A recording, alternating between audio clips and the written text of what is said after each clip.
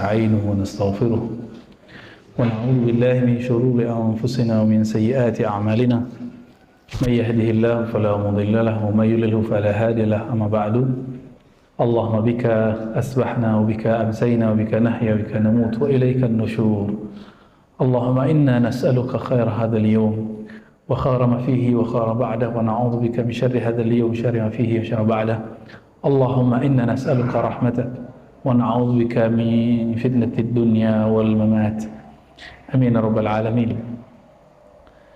Bapak Ibu Saudara sahabat yang dimuliakan Allah, alhamdulillah ini sudah banyak perkembangan di banyak masjid. Sudah mulai ada hilang rasa takut, tetap waspada seperti biasa, tapi semangat ngaji itu sudah. Bahkan beberapa bapak itu marah ke pengurus, kok ngaji nggak dibuat yang offline gitu. Ya marahnya marah cinta sebenarnya, marah sayang. Semoga ke depan lebih baik lagi. Amin ya rabbal alamin. Karena ngaji online itu memang beda dengan offline, Pak. Ada energi yang berbeda ketika kita bertemu langsung bertatap muka. Inilah rahasia dari surat Qaf ayat 37 ya, surat 50 ayat 37. Inna fi dzalika ladzikra liman kana lahu qalbun aw alqa sam'a wa huwa syahid. Jadi pilar perubahan rohani dan intelektual itu ada 3 cara. Punya hati, mikir maksudnya. Benar gak yang saya ikuti ini? Ya. Benarkah yang saya pelajari ini? Mempertanyakan kebenaran yang kita ikuti ini adalah awal kesadaran. Tapi kalau sudah memastikan, oh saya pasti benar, ini sudah alamat ilmu tidak berkembang. Saya bertahun-tahun sampai menemukan guru yang tepat, mempertanyakan apa yang saya yakini. Apakah benar saya ini mewarisi ajaran Nabi? Apakah begini Nabi mengajarkan agamanya? Itu lama ya, pindah guru, dan itu emang harus ada kesadaran itu. Lalu pilar kedua al-qasam'ah. Al-qasam'ah itu yang kita sebut talaqi offline. Ya, talaqi itu yang nanti teman-teman mau ngaji tamyiz ya. Ya, adik saya guru bahasa Arab itu jago tamyiz. Jadi saya tahu itu metode banyak membuat orang berhasil. Ya. Semoga penemunya diberkahi oleh Allah Subhanahu wa taala. Mau talaqi itu mau denger. Jadi modal orang berubah yang kedua, mau denger aja. Saya nggak suka nih sama seseorang, tapi saya mau denger dia. Nanti akan ada Pak input yang berbeda. Tapi sekali saya bilang, oh itu ustadznya nggak semaham dengan saya, itu bukan ustadz kami. Kalau ustadz itu datang dikabur. Ya tunggu aja Pak, orang itu gak akan berubah, gak akan ada upgrade keilmuan dan intelektualnya, gak akan sama sekali. Maka beruntung orang-orang yang mau mendengar, walaupun wah saya belum sepaham gak apa-apa, nanti itu akan terbimbing. Kita kan punya pendengaran, punya hati, itu nanti yang akan mencoba untuk merubah ya. Kalau gak mau dengar dari orang yang berbeda dengan kita, terus kapan kita dewasa? Ini yang terjadi di banyak masjid, di banyak majelis. Jadi majelis-majelis tertentu malah mendoktrin jamaahnya, jangan dengerin selain kita. Ada yang bentuknya kelompok, ada yang bentuknya organisasi. Kalau yang organisasi itu sudah pakai baiat malah ya. Tapi yang kelompok ini lebih dahsyat karena dia bisa diakses siapapun. Dan ini kemudian menjadi kisruh di banyak masjid. Karena kita, ya tiap hari kita ngunjungin masjid Pak. Baik sholat, ataupun silaturahmi, ataupun ngajar, ataupun belajar. Sampai sekarang alhamdulillah Allah masih memberi hidayah saya untuk mau belajar. Alhamdulillah. Kita nggak melihat gelar orang Pak, tapi kita ngelihat siapa gurunya. Ini orangnya guru ke siapa? Walaupun dia nggak kuliah, kita ngaji sama dia. Banyaklah kita ngaji kepada orang-orang itu. Banyak hal-hal yang kita nggak dapat di kampus, kita dapat dari orang-orang yang ngaji secara tradisional dari gurunya. Duduk ya, dengerin dauh-dauhnya masyayikh, kiai. Itu ternyata sir-sir ajaran Nabi, rahasia Nabi itu kadang-kadang ada di lisan mereka, tidak ada di lisan para profesor di kampus. Ini yang saya temukan sejauh ini, ya. Jadi benarlah Nabi Shallallahu Alaihi Wasallam mengajarkan Ali bin Abi Thalib, dan Ali bin Abi Thalib mengatakan apa? Khuzir rijal bil haq. Kalau kamu mau menghukumi seseorang, jangan hukumi dengan sosoknya, hukumi dengan hak, dengan keilmuan tentang kebenaran. Jangan menghukumi, memutuskan satu kebenaran dengan sosok. Oh, saya nggak tamat kampus ini, nggak benar. Kita agak udah. Ini akan membuat kita menjadi picik, ya. Nabi SAW ya diturunkan surat Qaf ayat 37 ini, dan dikatakan di ujungnya wa huwa syahid, dan orang ini mau musyahid. Syahid inilah yang kita sebut offline, mau ngaji secara langsung. Ketika Nabi mengatakan sallu kama ra'aitumuni usalli, hadis sahih Bukhari, salatlah kamu seperti kamu melihatku salat, bukan seperti kita baca buku. Sekarang banyak cara salat berdasarkan buku. Ini bermasalah. Akhirnya cara sholatnya beda dengan apa yang kita terima dari syekh-syekh kita dari masa ke masa. Bahkan mereka mengklaim, oh kalau yang kita dapat dari guru TPA itu nggak benar, yang benar itu yang di buku ini. Nah itu karena nggak mau mendengar dari yang lain. Padahal ada namanya sunnah fi'liyah, sunnah Nabi tidak ditulis di buku, tapi sudah diriwayatkan dari guru ke guru ke guru ke guru ke guru. Itu yang disebut cara sholat. Ada sunnah membaca Al-Quran, itu kan fi'liyah juga. Bagaimana cara menggerakkan bibir, itu kan nggak tertulis di kitab hadis, tertulisnya di kitab qiraat dan tajwid. Nah ini contohnya. Jadi banyak sunnah-sunnah itu yang tidak kita temukan di kitab hadis, Pak.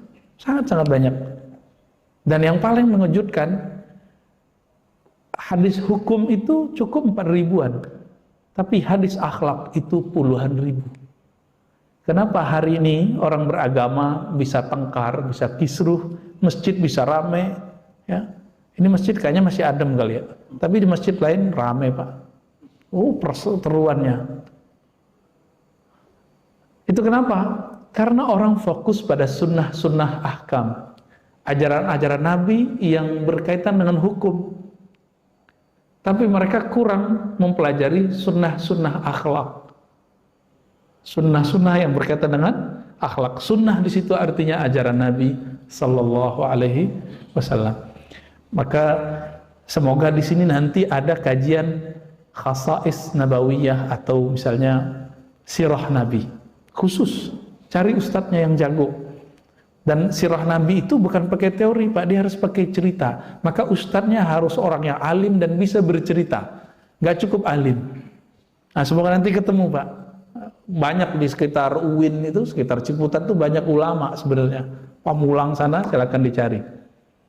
Ternyata saya jadi orang Depok juga, Pak. Ya, tadinya orang situ, Cirende, pindah ke Pengasinan sono. Ya Depok, tapi malah lebih dekat waktu di Cirende, Tangerang Selatan, ya. Nggak kebayang tadinya. Di sini kita melihat masjid-masjid, apa yang membuat masjid-masjid ini kebanyakan berbeda faham antara jamaah, pengurus dengan pengurus. Ternyata ajaran akhlak Nabi jarang diekspos. Nah, kajian tentang akhlak Nabi ini porsinya harus lebih besar daripada kajian hukum. Itu sebabnya Nabi SAW mengatakan apa? Orang masuk surga itu dua sebabnya. Takwa di hati. Yang kedua husnul khuluq. Husnul khuluq itu di akhlak. Jadi bukan di jenis baju, jenis sarung, jenis jenggot, enggak, Pak. Enggak ada di situ. Masuk surga bukan di situ, tapi dari kualitas kolbu, karena Nabi mengatakan takwa itu di dalam dadamu, dan yang kedua akhlak. Maka niatkanlah kalau berjenggot, jenggot yang ada akhlak Nabi di situ. Bersarung itu sebenarnya sunnah Nabi, Pak. Saya menemukan bahwa Nabi pakai sarung lebih banyak daripada pakai celana. Baju yang saya pakai ini, gamis, ini bukan pakaian Nabi, ini pakaian Arab. Cuma karena saya melihat guru, saya suka pakai baju begini waktu kita ngaji dulu, ya saya pakai begini juga. Tapi beberapa syekh kita pakai sarung. Cuma kalau pakai sarung mereka pakai jubah di luarnya.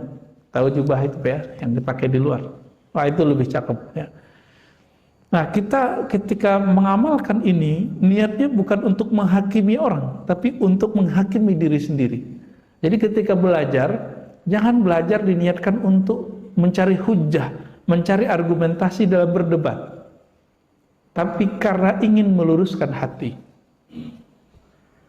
Dan yang paling menyedihkan apa Bapak Ibu yang bahkan Allah, beberapa jamaah itu dia simpatik dengan seorang ustadz karena si ustadz sepaham sama dia. Loh, kenapa si ustadz harus ngikutin paham dia?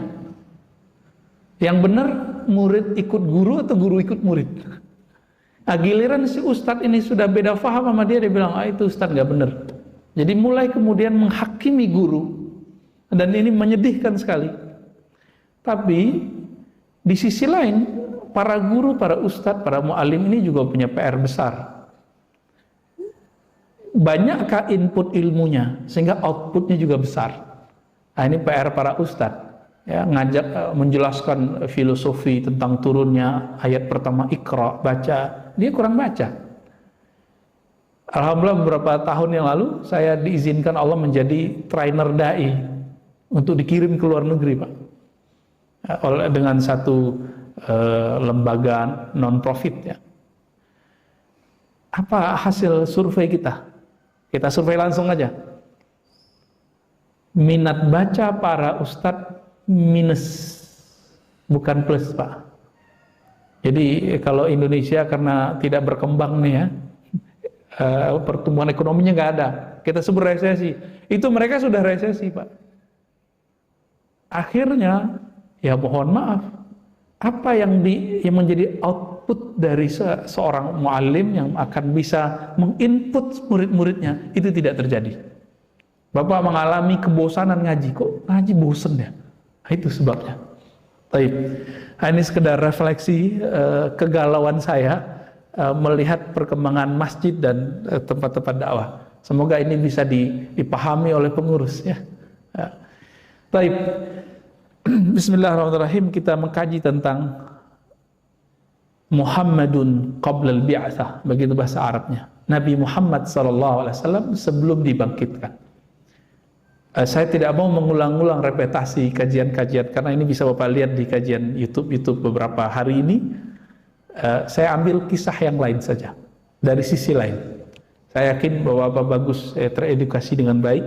Mungkin ada yang basicnya ilmu sosial, eksak, segala macam. Sekarang kita coba lihat dari sekian banyak negeri yang bagus-bagus, yang subur, peradabannya tinggi, kenapa negeri yang dipilih oleh Allah adalah negeri Makkah? Orang Arab, penyembah berhala, negeri bebatuan, tidak ada pohon di situ. Kenapa? Nah, disinilah kemudian muncul dua tokoh ulama kita. Pertama Syekh Abdul Hasan An-Nadawi, punya kitab judulnya Sirah Nabawiyah. Saya tidak tahu ini sudah diterjemah atau belum. Beliau ahli sejarah, mengerti geografi, paham sosiologi. Orang kalau begini baca hadis Nabi, itu menarik. Dia mengerti, oh ini rahasianya kenapa Nabi dikeluarkan dari Arab, bukan dari Indonesia yang subur. Bukan dari puncak, Pak. Kalau di puncak pagi-pagi Nabi ngopi kayaknya ya. Duduk santai gitu, terus kedinginan, minum teh, kan enak tuh. Ternyata enggak. Supaya Nabi itu tahan banting, maka ditaruhlah di tempat yang paling susah di dunia. Jika masuk nanti ke negeri yang mudah seperti kita, yang santai. Orang kita kan santai semua. Saking santainya, kita ini ya hidup begitu aja. Pergerakannya pelan. Tapi untuk menghancurkan negeri seperti kita juga susah. Karena negeri yang pelan itu imunnya kuat, Pak. Tapi yang cepat berubah, cepat juga hancurnya. Nah, ini kelebihan kita. Kenapa nggak di Indonesia? Karena kalau di Indonesia, nanti kalau Islam masuk ke negeri-negeri kayak negeri-negeri subtropis, itu nggak akan bisa jadi berkembang. Ya. Mazhab di Indonesia yang paling cocok ya dua mazhab itulah, Syafi'i, Hanbali. Tapi Bapak kalau pergi ke negara subtropis yang di Eropa, itu nggak cocok Pak, kadang-kadang. Mazhab Syafi'inya harus direvisi dulu. Tetap mazhab Syafi'i tapi direvisi. Bapak kalau ke Eropa, coba aja lihat, pasti teman-teman kita Turki yang jualan kebab tuh ya, Hanafi, terus Maliki, dua itu. Ada rahasia sebenarnya. Baik, Allah Ta'ala memilih negeri yang tandus, penuh bebatuan, cuma ada satu sumber di situ, yaitu sumber mata air yang disebut air Zam-Zam.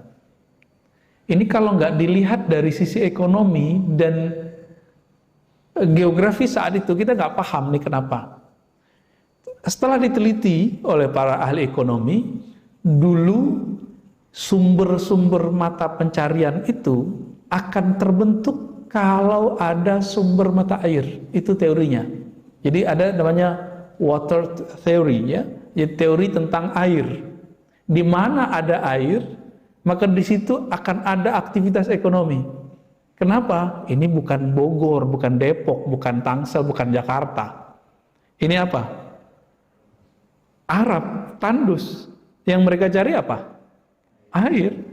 Kita aja di sini sekarang udah mulai krisis loh Pak. Hati-hati. Saya mau nakut-nakutin dikit. Setiap rumah kita udah pakai air galon. Kita nggak usah sebut mereknya. Bener nggak? Ini krisis udah Pak. Saya nggak nyuruh Bapak berhenti beli galon ya, kasihan juga teman-teman kita jualan galon. Demo Prancis itu air yang Bapak minum tuh merek Prancis semua, ya. Boykot ya. Boykot itu minum air sumur, air pam tuh. Tapi masalahnya air PDAM kita kualitasnya juga nggak bagus. Ini kita cek ya, kita taruh air dari pagi sampai sore udah lumutan Pak. Pam Depok itu, ya. PDAM Depok, semoga kedengeran sama mereka ya. Apa masalahnya itu? Katanya boleh diminum. Kalau begini kan bahaya nanti, mineralnya banyak ya. Kalau nggak tahu lah apa namanya, saya nggak pakar air. Tapi di tengah negeri yang tandus, padang pasir, ya, bukit-bukit batu, tahu-tahu di lembah situ ada air. Maka mulailah dulu, saya nggak menceritakan kisah Nabi Ibrahim dan Sayyidah Hajar ya, itu kita udah tahu semua lah. Dimulai dari klan mereka, ya, Ismail, kemudian hidup dengan ibunya. Lalu orang yang bersafar, kafilah-kafilah itu kemudian tinggal di sana sejenak. Tapi karena orang Arab itu mencari air yang tidak ada habisnya, lama-lama mereka bilang, kita nggak usah pindah di sini aja. Ngobrol ke tuan rumah Ismail.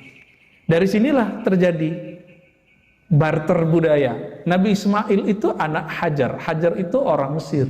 Nabi Ismail ayahnya Nabi Ibrahim. Nabi Ibrahim bukan Yahudi, bukan Nasrani, bukan Arab, bukan Persia, tapi Babilonia. Babilonia, ya. Beliau orang, ya sekarang bagian Irak itulah, Tigris, Eufrat, bagian-bagian situ. Hijrah ke Haran, ya, bagian ujung utaranya Suriah, kemudian ke Yerusalem, kemudian ke Mesir, lalu balik lagi ke Yerusalem, lalu turun ke Mekah. Ditinggal istrinya. Kenapa beliau tinggal istrinya? Karena secara prinsip kehidupan, di mana ada air pasti orang ramai. Itulah rahasianya kenapa Allah perintahkan Nabi Ibrahim meninggalkan anak istrinya di sana. Akhirnya terbentuklah ya koloni-koloni kehidupan. Ada orang lewat, minum, nggak mau pergi lagi Pak, situ aja deh, gitu. Sembari berburu, sembari beternak. Maka setiap orang Arab itu dulu kerjaannya dua aja, dagang meternak. Hanya itu. Berdagangnya bukan seperti kita dagang kelontong Pak, jangan dibayang begitu. Masih ingat surat Al-Quraisy? Li'ila fi Quraisy. Inilah penjelasan tentang Muhammadun qablal bi'tsah. Nabi Muhammad sallallahu alaihi wasallam sebelum dibangkitkan. Apa yang terjadi? Ilaf Quraisy kafilah-kafilah dagang Quraisy itu mereka belanja apa? Barang-barang ke selatan, ke Teluk Aden. Teluk Aden itu dulu kapal-kapal dari Nusantara udah nyampe di situ, Pak. Buktinya apa? Jadi Teluk Aden ini barang-barang yang dijual itu barang-barang yang hanya ada dari negeri kita. Contohnya untuk mengawetkan mumi dipakai apa, Pak? Ya, kapur barus, kamper ya. Itu dahsyat itu. Sejarah kapur barus itu udah ditulis oleh orang barat setebal ini, Pak, udah ada terjemahannya. Saya suka sekali baca buku itu karena kayak membaca dua surat di Quran. Surah Al-Insan sama surat Quraisy. Ya, Al-Insan cuma menyebut kafurah. Ini bukan cocok logi. Ya. Bapak buka kitab Al-Itqan karya Imam Suyuti. Di situ ada kata-kata asing yang diserap oleh Al-Qur'an. Jadi Al-Quran turun, bahasa Arab kan sudah ada. Nah, bahasa Arab itu dulu pernah menyerap bahasa India Timur, India ujung jauh. Negeri kita dulu disebut dengan Aqsal Hind, India Timur, ya, Ashraqal Hind, ya, atau Al-Hind Asy-Syarqiyah, ya, India Timur. Emang dari sana itu udah dari kitab, Pak, namanya. Jadi orang sebut dulu itu dari India, padahal itu dari kita. Dikirimlah kemudian lewat kapal, kan dulu pakai kapal, nggak mungkin dong pakai taksi, kan nggak mungkin, pakai angkot nggak ada, Pak. Transportasi yang ada waktu itu adalah kapal. Di mana berhentinya? Di Teluk Aden. Dari situlah kemudian dibawa ke Mesir, dibawa ke Sudan. Kita kan taunya mumi Mesir, Pak, ya. Padahal piramid itu dari Sudan, Ethiopia itu udah banyak. Malah duluan situ, baru kemudian naik ke atas ke daerah Egypt. Apa yang kita lihat? Hasil penelitian yang meneliti selalu orang barat, saya juga heran, bukan orang kita. Mumi-mumi itu, pas dicek ternyata itu kamper kapurnya orang Sumatera Utara sama Aceh. Kita tahu ada nama daerah Barus. Ya, ada orang Aceh yang di sini, ini paling paham mungkin. Dan orang Sumatera Utara cerita kepada kita, ini sekarang gubernur sudah mulai kembali menanam kamper untuk dijadikan bahan dagang. Nostalgia lama. Habis diceritain nama Ustadz Kiai, doktor profesor tentang masalah ini, mereka jadi melek. Oh, hebat juga ya. Dan orang Arab itu kalau buat minuman, Pak, namanya ma'jun. Minuman unik. Itu salah satu penyedapnya adalah kamper itu.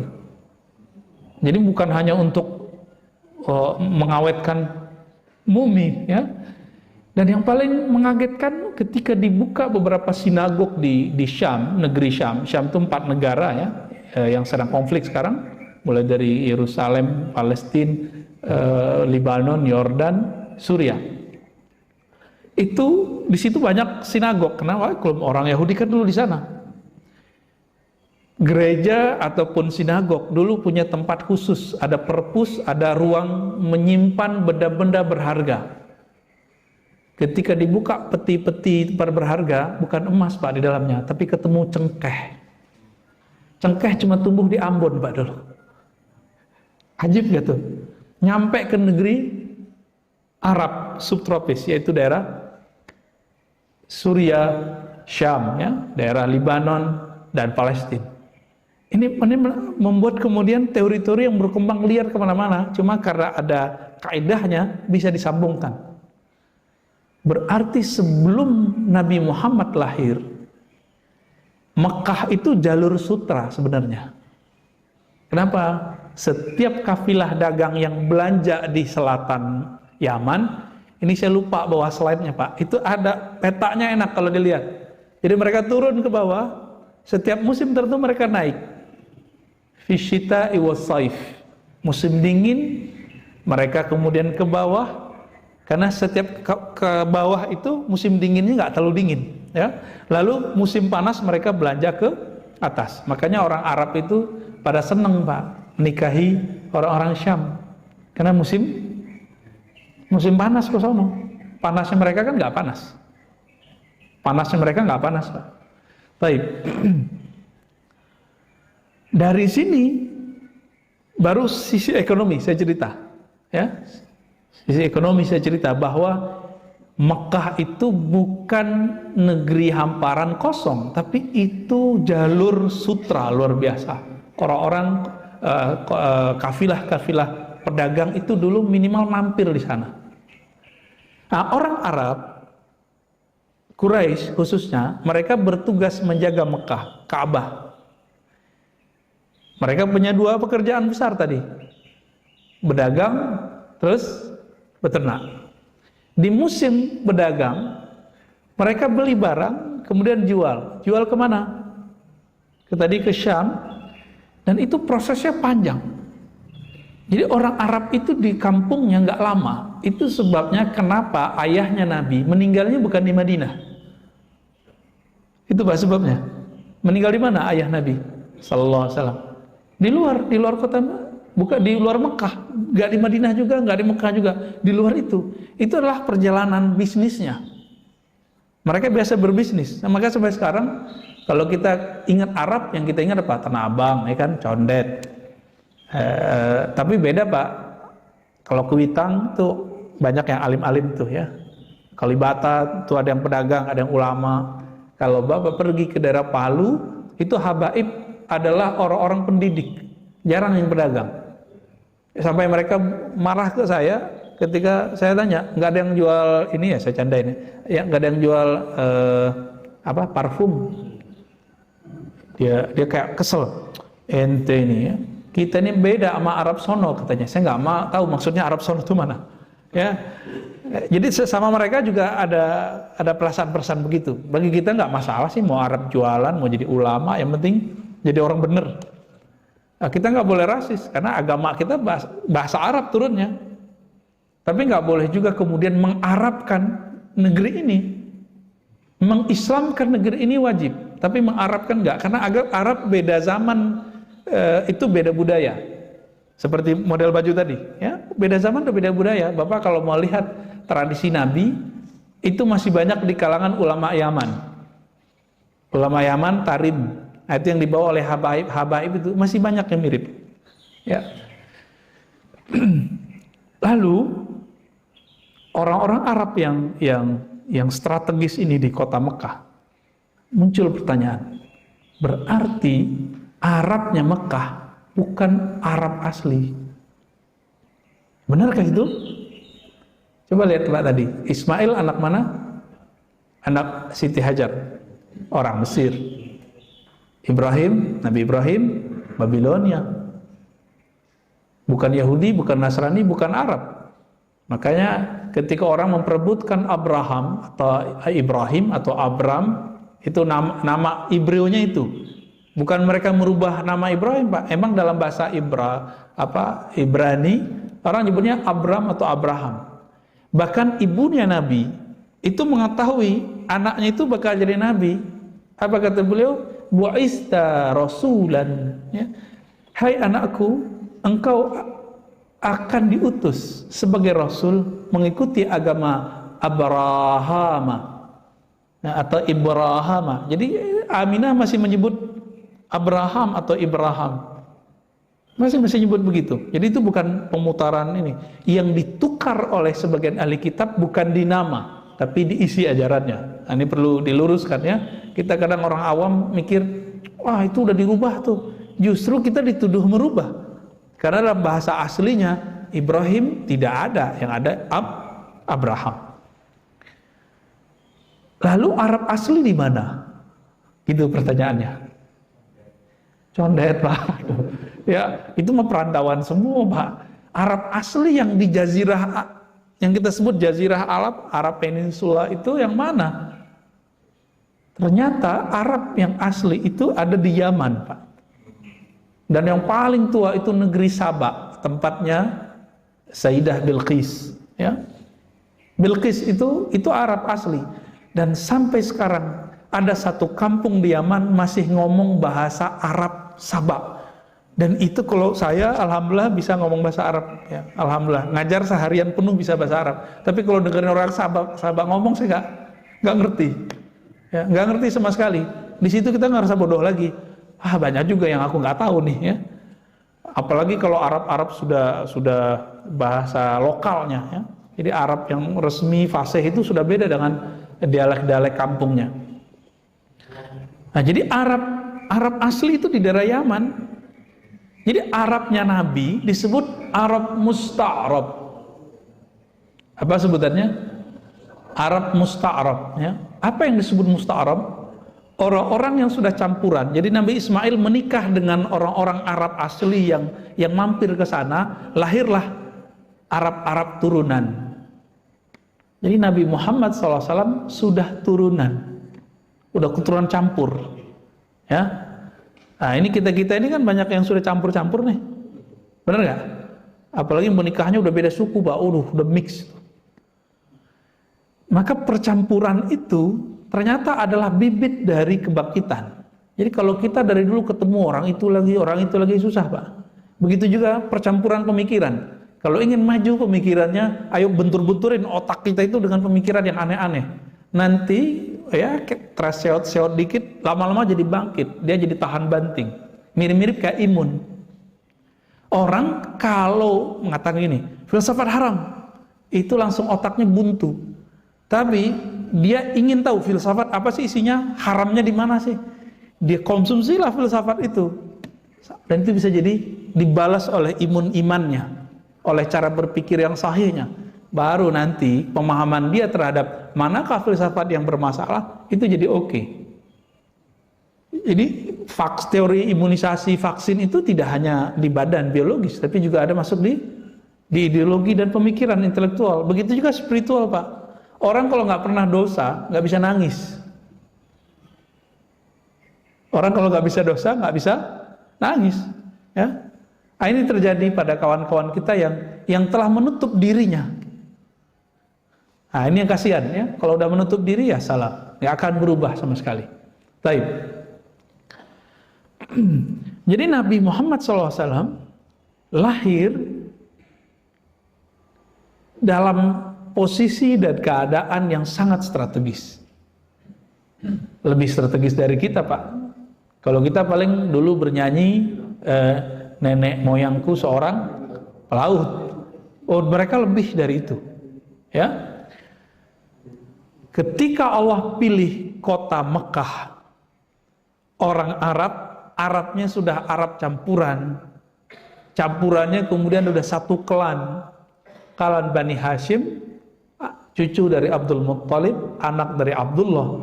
Itu bukan skenario ringan, tapi itu adalah skenario yang luar biasa, ya, sangat-sangat luar biasa. Ketika Nabi lahir, masih ingat apa yang terjadi? Ada yang mau nyerang Mekah? Ya, masih ingat ya? Saya mau tanya, Pak, pernah dengar nggak ada gajah di tanah Mekah? Nggak ada kan? Gajah di tanah Arab. Dengar nggak? Bisa hidup nggak? Nah, ini jadi pertanyaan besar. Lalu dari mana ini? Ternyata diusut. Dulu daerah Yaman itu adalah daerah yang dikuasai sebagian atau dipengaruhi sebagian oleh budaya yang ada di seberangnya, yaitu Afrika. Negara apa terdekat di Yaman itu? Afrika. Sudan, Ethiopia, ya, mereka disebut orang Habasyah. Di sana ada ternak gajah, mereka jaga gajah, bukan hanya dari India. Itu kemudian diimpor oleh raja-raja yang di Yaman, salah satunya Abraha. Nah, digunakan untuk mau menghancurkan Mekah mau dipindah sama mereka. Jadi mereka melihat Mekah ini kok menarik ya, kita pindahin aja tuh Ka'bah ke kampung kita gitu. Saking mereka salah fahamnya, dikira bisa mindahin balok-balok 4 persegi itu. Enggak, yang dipindahin kan airnya, ya. Salah teori sebenarnya. Nah, penasehatnya Abraha itu sudah kasih tahu, jangan coba-coba masuk ke negeri itu dengan menghancurkannya, nanti kamu hancur. Nah, nanti di akhir zaman, ini kan sudah akhir zaman nih, Nabi mengatakan ketika ada pasukan ingin menghancurkan Mekah, itu akan Allah kirim bala bencana menghancurkan mereka. Nanti kejadian lagi tuh. Jadi apa yang kejadian saat Nabi sebelum lahir, awal lahir, nanti akan terjadi ketika fitnah Dajjal itu muncul, memuncak, dan Imam Mahdi akan muncul. Ya, itu akan terjadi kembali, Pak. Ya. Jadi sudah terbayang sama kita. Saya cuma ingin ngajak kita serius. Ya, ini bahan kita cerita ke mahasiswa tentang kenapa sih Allah pilih Arab? Apa pendekatannya? Ternyata mengatakan Allah pilih Quraisy nggak cukup. Ketika dilihat dari kacamata ekonomi, geografis, budaya, ada satu lagi, politik. Itu sangat menarik. Kita jadi mengatakan, Masya Allah, luar biasa. Settingan Allah luar biasa. Coba lihat Pak, Mekah itu diapit oleh kerajaan-kerajaan tadi Yaman. Berarti ada budaya Arab asli. Bagian utara, itu kalau utara timur itu ada Babilonia. Di situ ada beberapa kerajaan. Ya, atas langsung Romawi. Romawi Timur disebutnya. Romawi ini bukan Italia Pak ya. Romawi, Rum. Jadi kalau ada di Al-Quran, Ghulibatir Rum, itu adalah Romawi Syria. Romawi Syria. Dan agak ke kiri dikit ada peradaban Mesir, Mesir kuno. Terus di samping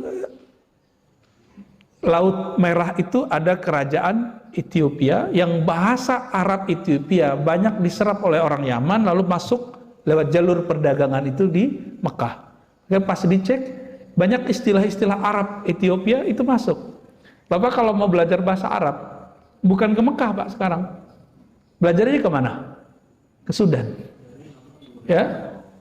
Salah satu dosen saya dulu Pak Sayuti Nasution ya, almarhum, suami dari ahli tafsir Indonesia, doktor tafsir pertama di Al-Azhar, Dr. Faizah, ya, orang cerdas aja itu, orang Betawi sini Pak. Suaminya orang Mandailing, ya, Sumatera Utara.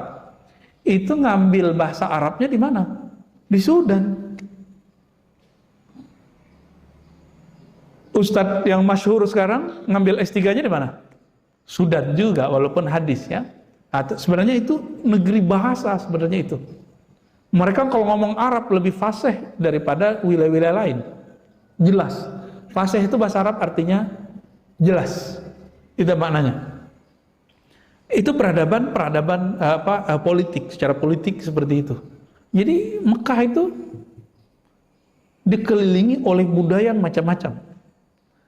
Maka Arthur Jeffrey, seorang orientalis, mereka menyebut dirinya belakangan bukan orientalis ya, revisionis, pengkaji Islam gitu. Dari Australia, kemudian pernah tinggal di Mesir, lalu menjadi guru-guru besar di Eropa. Ini menulis tentang kata-kata asing yang ada di dalam Al-Quran, yang diserap oleh Quran. Di situ dia kemudian menghubungkannya dengan teori politik, budaya, bahwa Mekah ini diapit oleh banyak hal. Salah satunya kerajaan-kerajaan itu, ya. Berdasarkan ini, Bapak, Ibu, Saudara, bukan Allah, kita mulai menyadari, ternyata Arabnya Nabi itu bukan seperti Arab yang kita bayangkan sekarang. Itu negeri luar biasa. Diceritakan Abraha ingin memperebutkan, itu hanya salah satu contoh bahwa negeri ini hendak diperebutkan. Ini salah satu muqaddimah dalam memahami kok seorang Nabi Muhammad SAW yang dipilih. Kira-kira seperti itu. Nabi Muhammad punya ayah Sayyid Abdullah punya ayah Abdul Muttalib, punya ayah, siapa nama ayahnya? Abdul Manaf, ya, Hashim dulu ya, bin Hashim bin Abdul Manaf bin Qusay, terus ke atas Adnan. Maka orang Arab itu disebut Adnani, Bani Adnan. Maka salah satu nama Nabi adalah walad Adnan. Abdul Muttalib itu adalah orang yang berdoa, naik beliau ke atas gunung, bukit-bukit yang ada di sekitar Ka'bah itu. Ketika Abraha masuk mau menyerang, beliau berdoa, Ya Rabbal Bait, Ya Allah yang memuliakan negeri Mekah. Meskipun Abdul Muthalib tidak sanggup menghadang budaya syirik yang sudah diserap oleh para pedagang. Di sini juga nih jahiliyah kalau diterjemahin apa Pak? Kebodohan Arab pranabi. Mereka itu waktu datang ke daerah Suria, itu di pasar-pasar Suria ada tempat-tempat ibadah menyembah berhala. Karena yang nyembah berhala itu wong kaya gitu ya, orang kaya bukan main. Akhirnya dia mikir, oh kalau mau kaya, mau keren, kita sembah berhala. Gitu Pak. Abdul Muthalib nggak masuk, karena kita udah teliti kakek-kakek ayah-ayah Nabi itu nggak ada satupun yang musyrik. Satupun nggak ada yang musyrik. Di zaman tidak ada Nabi mereka nggak musyrik. Kecuali oleh orang Syiah. Bagi orang Syiah Abdul Muthalib itu Nabi Pak. Ini bocoran aja ya. Bagi kita enggak. Kita hanya mengatakan mereka agamanya Hanif. Hanif itu artinya tidak menyekutukan Allah di saat tidak ada para Nabi. Dakwahnya nggak nyampe ke sana. Saya mulai paham itu ketika membaca kisah Salman. Bapak, saudara yang melakukan Allah, Salman itu ketemu Nabi umurnya udah berapa Pak? Ya. Imam Zahabi sebutkan dua riwayat, 350 tahun sama 250 tahun. Mungkin gak tuh? Mungkin aja ya. Saya punya guru qiraat meninggal umur 150 Pak. Kakek guru kita. Jadi guru saya punya gurunya ini punya ayah. Ayahnya umurnya 150 tahun baru meninggal. Orang Sumatera sana.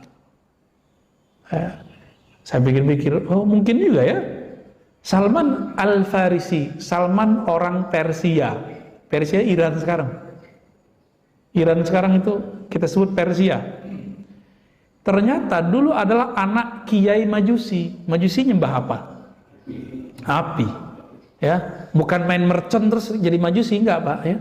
Kalau ada orang tahun baru main api, dia mengikuti budaya yang nggak bener, tapi dia nggak akan jadi Majusi. Ya, orang main trompet nggak akan menjadi Kristen atau Yahudi, karena untuk masuk Kristen lahir itu harus dibaptis dulu. Jadi meme tentang menganut 3 agama sekaligus, ya bagi saya itu kebodohan yang terstruktur ya, yang tersebar. Kita nggak suka dengan tradisi mubazir itu, tapi jangan konyol, jangan jahil. Mau menolak sesuatu ya harus dengan ilmu, gitu. Salman Al-Farisi ini umurnya anggap saja 250 tahun. Ternyata beliau sudah ketemu dengan pendeta Yahudi, lalu pendeta Yahudi bilang, kamu ikutin pendeta berikut ini nih. Oh, ternyata ketemu Nasrani. Ketika mau meninggal, pendeta Nasrani mengatakan, ini sudah datang zamannya Nabi yang di akhir zaman Allah lahirkan. Jadi keanggap 250 tahun pas meninggal. Berarti umur 200-an beliau udah 200-an Nabi baru lahir secara biologis. Itu Pak. Apa kata si gurunya? Kamu datanglah ke negeri yang banyak kurmanya, nanti kamu akan ketemu Nabi akhir zaman. Dibacakanlah kitab Injil dan Taurat yang mereka punya. Ini versi Salman. Makanya Salman kemudian pergi ke Madinah Pak. Tapi apa cerita lucunya? Betapa jahiliyahnya orang Arab saat itu. Salman udah nabung. Dia ada bilang, mana di antara kalian orang Arab? Ngomonglah, saya nggak usah sebut nama siapa orang Arab ini. Saya gitu. Nah, disebutkan di situ fulan, tapi riwayatnya tidak terlalu kuat. Di tengah jalan orang Arab itu karena pebisnis, barang apa aja yang kelihatan sama dia dijadiin duit. Apalagi orang bisa dijual. Salman Pak dijual sama dia. Ketemu di jalan, dia bilang, saya punya budak nih. Salman bingung, kok saya disebut budak ya? Akhirnya dijuallah Salman ke orang Madinah. Yang penting Salman nyampe di Madinah. Begitu kata orang Arab. Jadi Arab ini polos juga. Yang penting lo nyampe di Madinah. Mau cara dijual mau apa nyampe gitu. Bener Pak nyampe di sana jadi budak. Maka Salman ini dapat cerita dari gurunya, dari kitab Injil Taurat yang dipelajari, versi dia nih ya, bahwa ciri Muhammad itu banyak, salah satunya tidak mau makan sedekah. Maka ketika terdengar, udah lama ditinggal di Madinah, gak kunjung-kunjung datang. Jadi di setiap kali selesai kerja, dia ngeliatin ke arah Mekah. Kapan ada orang mau datang nih dari Mekah? Betapa rindunya Salman Al-Farisi. Gak tahan hatinya untuk ingin ketemu Rasulullah Sallallahu Alaihi Wasallam. Salman Al-Farisi, gak kuat kita Pak. Betapa beliau menunggu ratusan tahun ingin ketemu Nabi, dijadiin budak oleh Arab jahiliyah, bayangin coba. Tapi nyampe. Ketika dia mendengar ada Muhammad bin Abdullah sampai di kota Mekah, sampai di kota Madinah, maka dia buatlah lalakon. Apa lalakon beliau? Ayo cari makanan, kasih ke Muhammad. Kasih tahu ke dia, ini sedekah buatmu hai Muhammad. Langsung Nabi kasih ke Abu Bakar, Abu Bakar makan. Dimakan Abu Bakar. Wah, lolos satu hal. Pekan depan beliau nabung. Budak gak bisa punya duit. Belilah roti, dibawa ke sana. Hai Muhammad, aku ada hadiah untukmu. Langsung dimakan oleh Rasulullah Sallallahu Alaihi Wasallam. Selesai makan, itu beliau terharu ya. Wah, hadiahku dimakan. Benar nih ketemu orangnya. Jadi beliau nggak nguji dengan pertanyaan, ngujinya dengan ini. Ini sopannya Salman Al-Farisi. Sopannya Salman Al-Farisi. Betapa girang hatinya, dia kemudian menjabat tangan Nabi.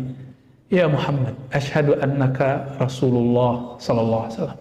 Aku bersaksi, engkaulah Rasulullah. Kalau dia sudah la ilaha illallah, tinggal Muhammadur Rasulullah. Saya nggak bisa bayangkan saat itu bagaimana terharunya Salman Al-Farisi. Sangat-sangat terharu.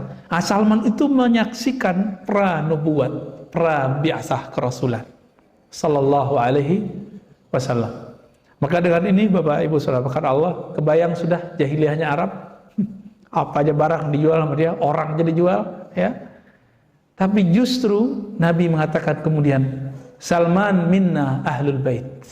Salman dari kami, Salman adalah ahlu baitku. Nabi menyebut ahlu bait artinya kan keluarga. Keluarga.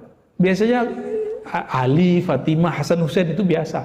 Tapi sekarang yang disebut adalah Salman Al-Farisi radhiyallahu ta'ala anhu.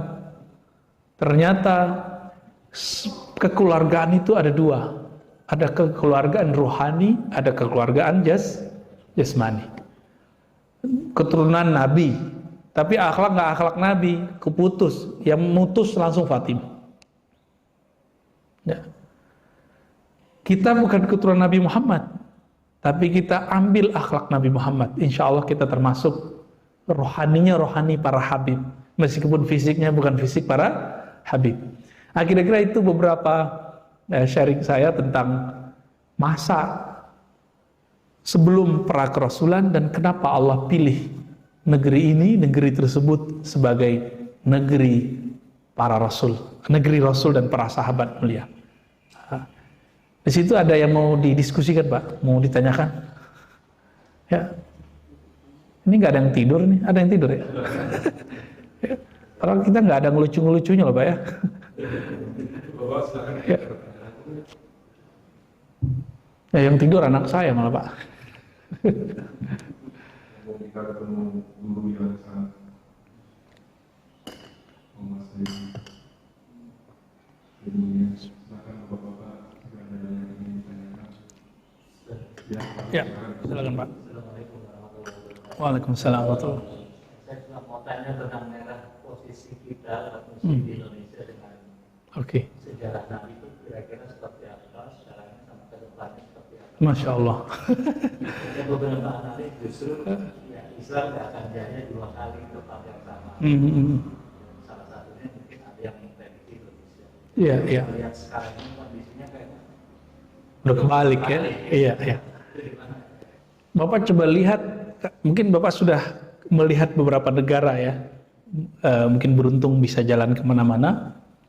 Bahkan Bapak kalau lihat ke Arab, di Arab sendiri sekarang, itu pusat-pusat kajian keislaman nggak banyak. Tapi orang Arab itu yang alimnya berlipat-lipat, tapi nggak banyak. Saya punya guru orang Libanon, Syekh Amin Salim Al-Kurdi. Itu bilang, kami nggak punya pesantren di Libanon. Itu negeri Arab loh Pak. Tapi mereka punya gereja-gereja, lembaga-lembaga seminari Kristen banyak sekali. Jadi Libanon itu negara Arab yang paling kuat agama selain Arab, agama selain Muslimnya, selain Islamnya.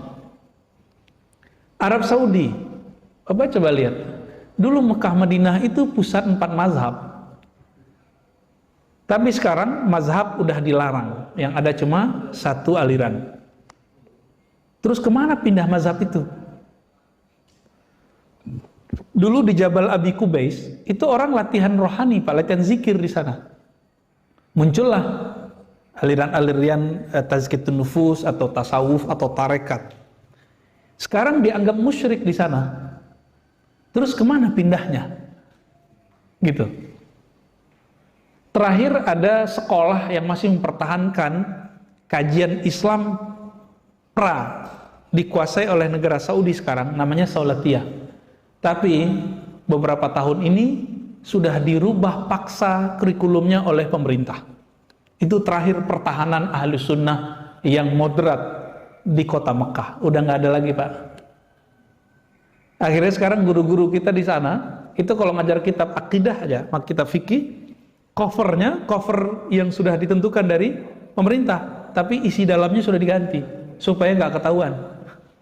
Kalau ada sidak, kacau Pak, bisa masuk penjara. Terus kemana perginya? Itu udah pindah kemana-mana Pak. Udah pindah ke Maroko, udah pindah ke Turki, udah pindah ke India, udah pindah ke Yaman. Dan yang paling banyak pindah keturunan Rasulullah, pindahnya ke Indonesia.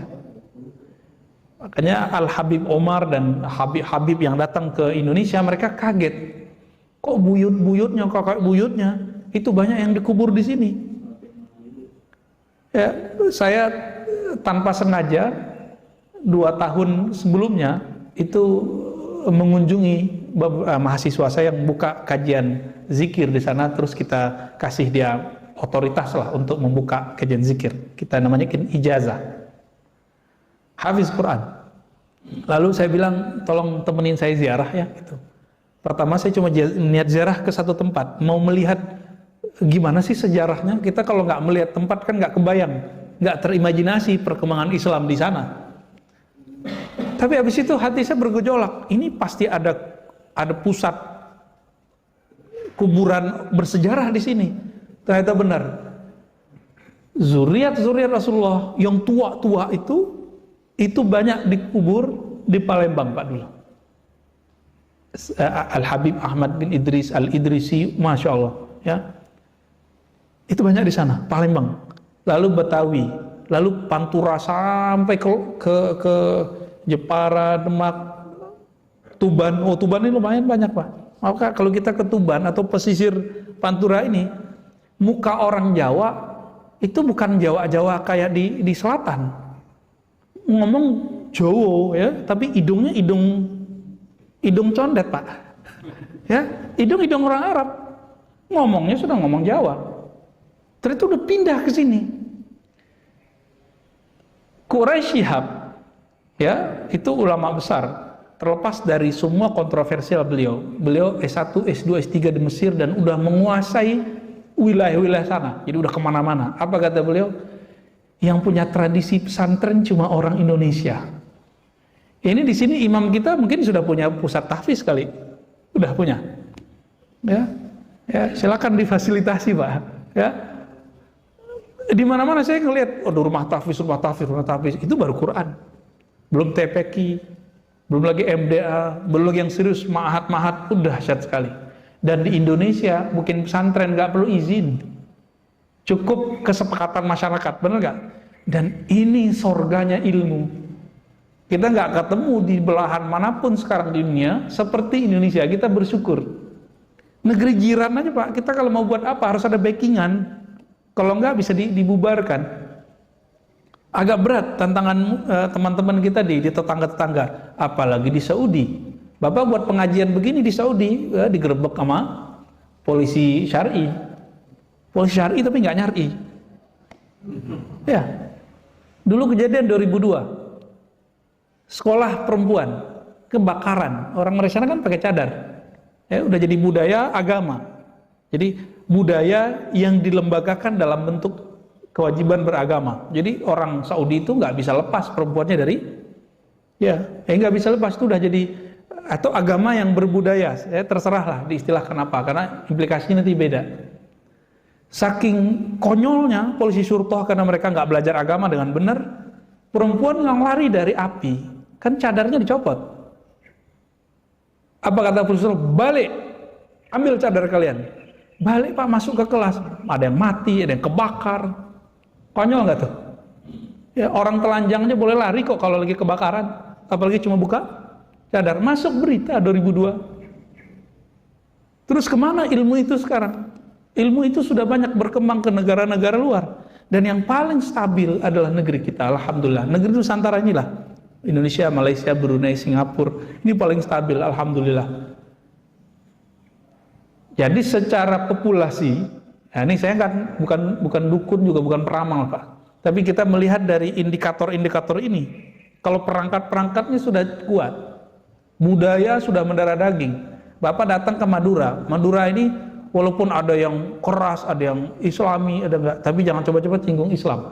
Ketemu nih orang Madura enggak Islam, Mbak, enggak sholat, tapi jangan coba-coba singgung kiai. Ya, bisa digorok sama dia nanti. Apalagi sekarang kejadian orang buat karikatur Nabi, ya bisa kebayang.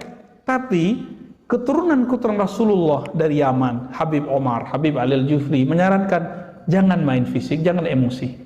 Ya. Kembali ke tadi Pak. Terus kita ke depan gimana nih?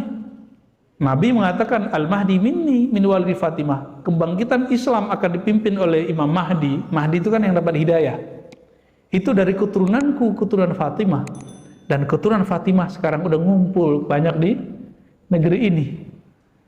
Mungkin barangkali inilah pertanda baik. Kita nggak boleh memastikan, karena kita bukan Allah, kita bukan Rasulullah, nggak dapat wahyu. Barangkali inilah kesempatan besar untuk menyongsong kebangkitan itu. Nah, semoga nih Bapak ini termasuk orang-orang yang ikut dalam pergerakan ini nanti. Ya, kan kita nggak tahu nih, apakah Bapak ketemu zamannya atau enggak? Nggak tahu kan? Siapa tahu besok meninggal kan?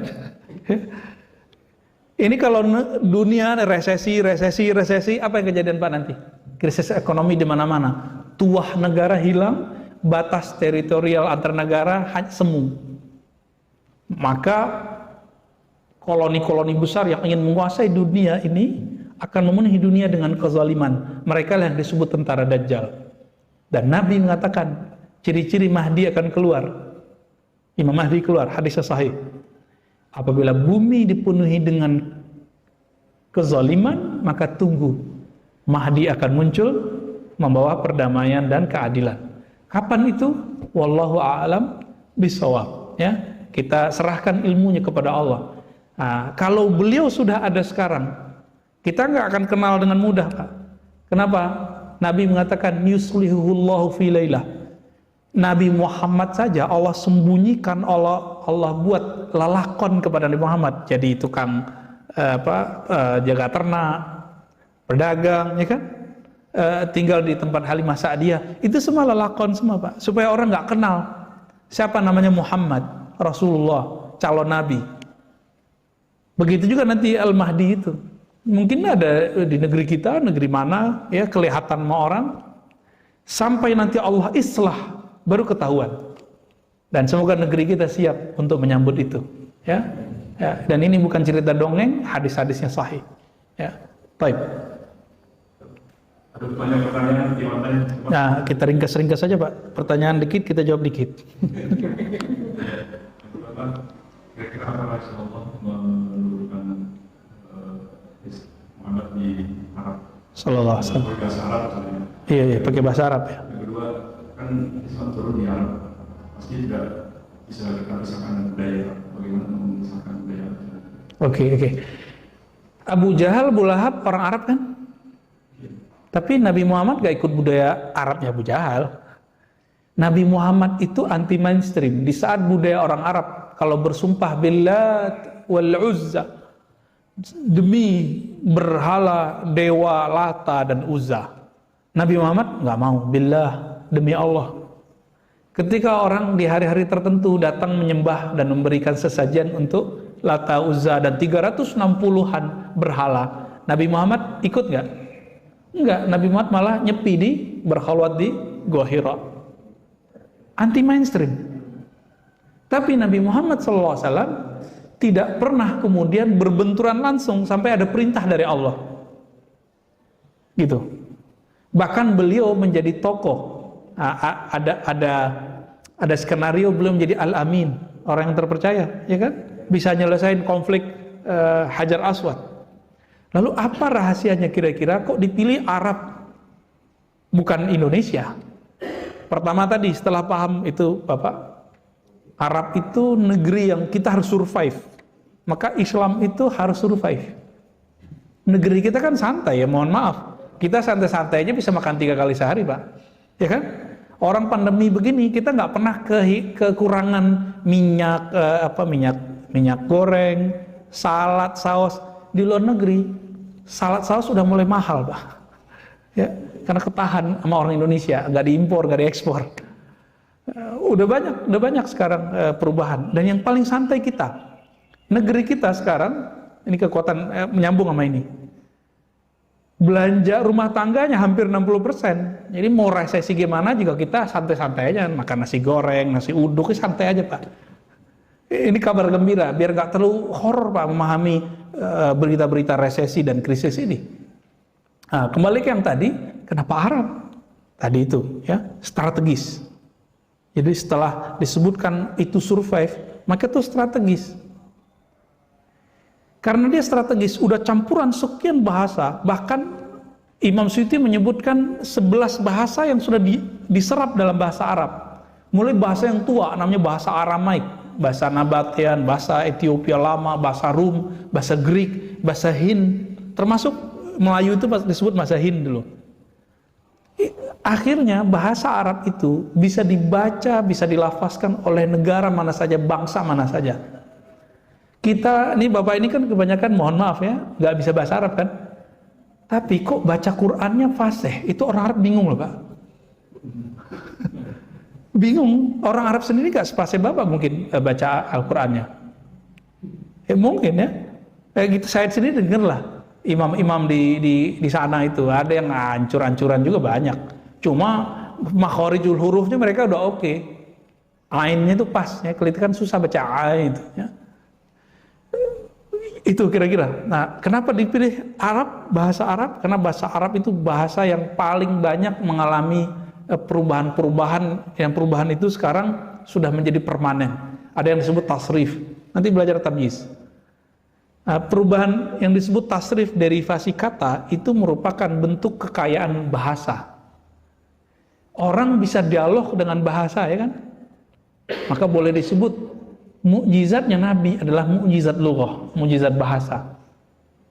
Orang mana aja bisa baca Quran walaupun dia nggak bisa ngomong bahasa Arab. Nah, ini salah satunya.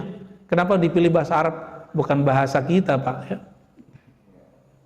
Arab itu kalau ketemu mereka bahasanya sudah sama. Ini bahasa Arab dulu di zaman itu mirip kayak bahasa Melayu di kita, bahasa pemersatu.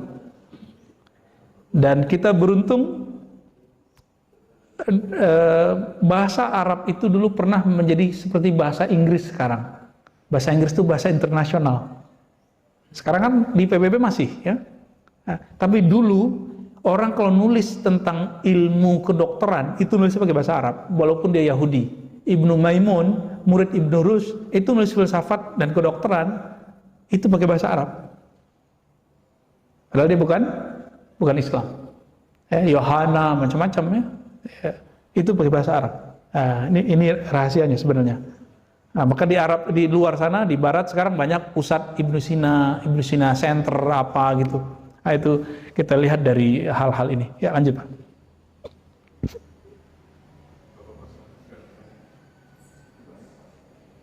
Masih banyak? Satu lagi, apabila ada ketemuan secara materi ini Rasulullah, apa masih boleh disebut sahih? Siapa?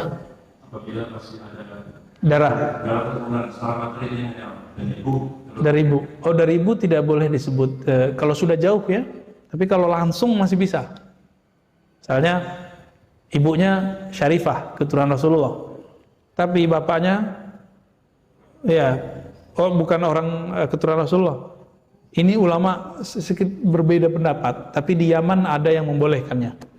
Tapi masih jalur pendek. Tapi kalau sudah keturunannya lagi udah enggak. Ya, keturunannya lagi enggak. Gelar Habib Sayyid ini Bapak Ibu, ini mirip kayak hadis. Tinggal dicek nasabnya benar atau enggak. Kalau benar disebut Habib Sahih.